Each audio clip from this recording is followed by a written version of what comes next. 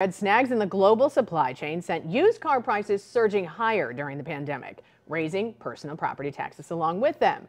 But are they going back down? Our political editor, Mark Maxwell, has the answer. Yeah, and Mike, only toward the end of this calendar year have used car values started to drop a bit after 2 years of rather inflated prices. But across the board, they're still up higher than you might expect.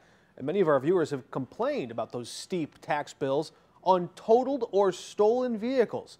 The unusual circumstances created conditions ripe for a politician to step in and make some big promises.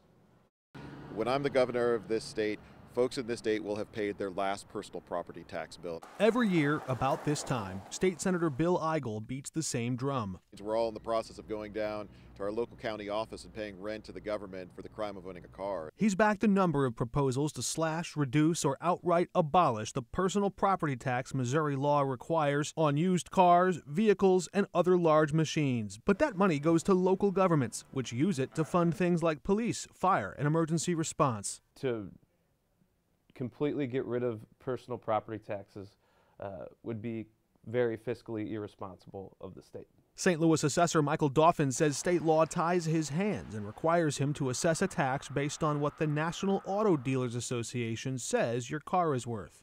We simply take your VIN number, we input it into the system, and it shoots out a value. And that's true even in cases when your car has been wrecked or stolen. Yeah.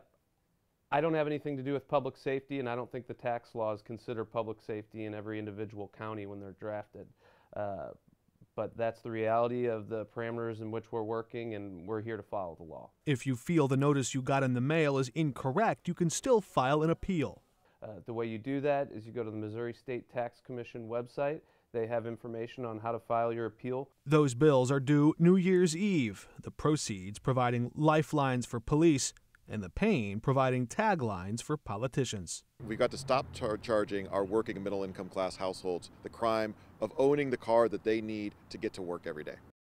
And the campaign from rival Lieutenant Governor Mike Kehoe says he'll support a plan that eliminates the personal property tax while protecting funding for first responders because his highest priority is keeping Missourians safe and our future secure. That quote goes on to say Kehoe, quote, will never recklessly defund the police who keep our communities safe like some candidates are suggesting.